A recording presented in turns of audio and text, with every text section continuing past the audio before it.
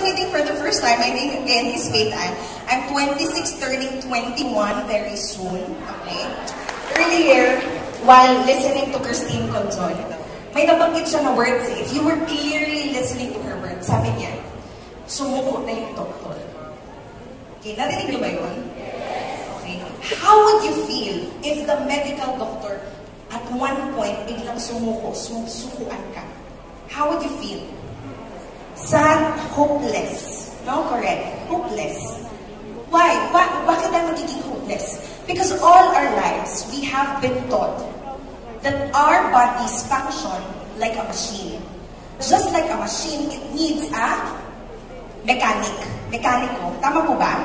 That whenever something is wrong with our bodies, all we have to do is just run to the mechanic and have the mechanic fix it. Tama po ba?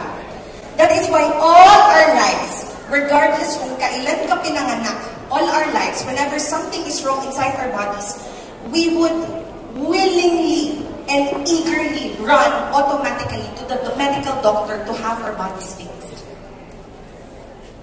But what if the doctor himself becomes hopeless? One thing that Purtier Placenta has taught me over the past 2 years that I have been doing the advocacy is when somebody tells us that there is no longer hope, when somebody tells us that we only have 3 months to live, 6 months to live, actually Purtier Placenta is telling us that we now have the option not to believe.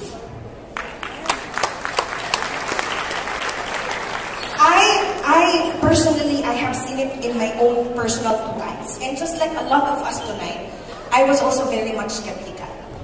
But then I saw my mother suffering from stage 4 colon cancer. Her life is now, by the grace of God, very much extended. And in fact, she's one of the most proactive advocates of Purtier Placenta in the whole of Philippines today. I saw it in the life of Team Elite Pavo from Ormoc City, Leyte, Menchi and Misa. When she met Purtier Placenta, sabi ng doktor, kapag hindi ka nagpakimo, you will only have 4 months to live. Hindi siya niniwala and instead took Purtier Placenta. Bakit ayaw naman pakimo? Because she's a medtech. She worked in the hospital for over 20 years. She knew na kapag mahina ang immune system mo and you undergo all these procedures, all the more that it would sunk you down. So she opted, okay, for Purtier Placenta. And right now, ang tanim sa kanya was April of 2017. Ladies and gentlemen, no chemo. Today, we are already May of 2019. Her life right now is 2 years more or less extended by the grace of God. But 2 years ago, it was just my mother who started taking Purtier Placenta, stage 4 colon cancer. And I tell you, hindi po kami nakatake dahil we had money outright. No, my mother was able to take because of the generosity of the person who initially invited us to listen about Purtier Placenta. At that time, 2016, there were 2 people nagging us at that time. One was a St. Peter agent. She's a family friend. Nagging us, Ate Beth, cancer ka. Kung ako sa'yo, kumuha ka na ng St. Peter para pag nawala ka, hindi mahirapan si Faith. The other person nagging us was by the name of Fritz Bukalaw. He was nagging us, Ate Beth, may cancer ka, baka gusto mo makinig about Purtier Placenta. It was a totally perfect storm. My mother was suffering from cancer. I was totally jobless. I had 2 small kids. And I had a special child brother. Kapag nawala anytime ang nanay ko, I will be left not with 2 kids, but with 3 kids. So if ikaw ako, sinong pakikinggan mo? Yung St. Peter agent para makatipid sa funeral? Or yung Purtier Placenta agent na baka sakaling gumana yung Purtier Placenta sa cancer ng nanay ko? You know what? I have realized that we, you and me, we are always one decision away from a completely changed life. Tama ba?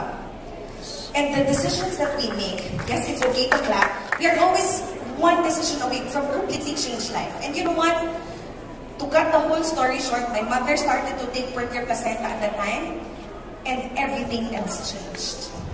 Today, 2 years after, the whole family is living a very much luxurious life.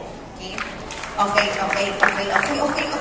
Don't clap. Okay, don't clap. Baka sabihin ng iba, ang yaban mo naman ito. Uminom lang ng Purtier, naging luxurious agad. Okay?